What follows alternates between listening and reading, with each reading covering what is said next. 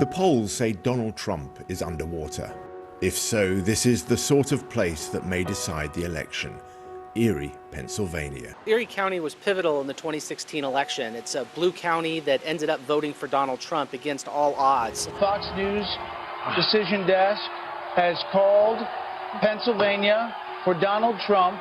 This means that Donald Trump will be the 45th president of the United States. Winning Pennsylvania was one of the reasons that Donald Trump won the presidency. From the time he took office, Donald Trump's approval rating basically slid and then flatlined. It has never reached 50%. Meanwhile, his disapproval rating tracks in the opposite direction, a steep climb and then flatlining.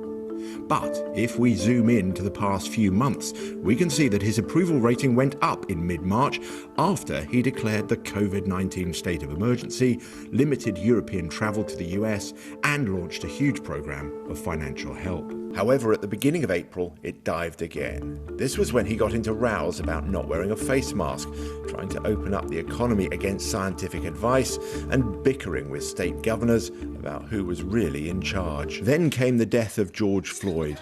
The president's numbers were already going down. For Pennsylvania Republican Party strategist Chris Nicholas, it's been exasperating watching the president mishandle the crisis. The president sometimes, fumbles when he doesn't even need to be, playing in that game. I think his problems began when they used so much force to clear out Lafayette Square when he went to the church, the Episcopal Church, and awkwardly held up that Bible and tried to seem like he was a strong man in charge. And I think that's when some people started to, wonder, why was he trying to do this?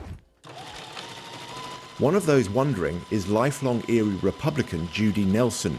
She spends her days sewing face masks for the local hospital, but she can't see herself voting for Donald Trump in November. I hate his attitude. I hate the way he treats people. I hate the way the name calling.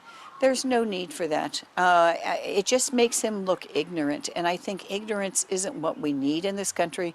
We need to bond. Mercyhurst University in Erie has been tracking voter sentiment about Trump since his inauguration, regularly polling the electorate.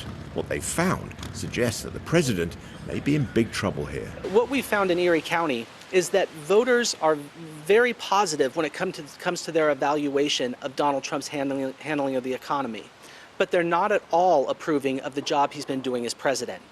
And I think this is something that's really unusual. Normally these two things track together, but in this case they're not. I expect that if things continue the way they are, that Donald Trump probably will be experiencing some difficulties here in Erie County, given all that has happened with a pandemic, with an economic downturn, and now with widespread social unrest. I mean, you have a national crisis of racial issues, and you have the COVID-19 crisis.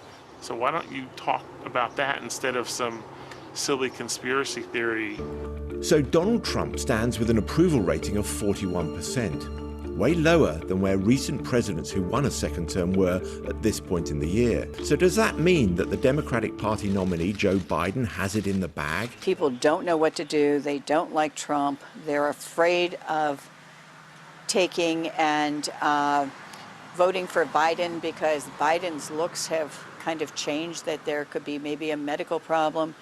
I think it all depends upon who Biden selects as his vice president as to the outcome of his election. Joe Biden also has to manage his party. There are many Democrats who want to present the electorate with a much more radical vision. As a result of the killing of George Floyd, the movement to defund or even abolish the police is gaining traction among Democrats. In places like Erie, that could cost the party votes.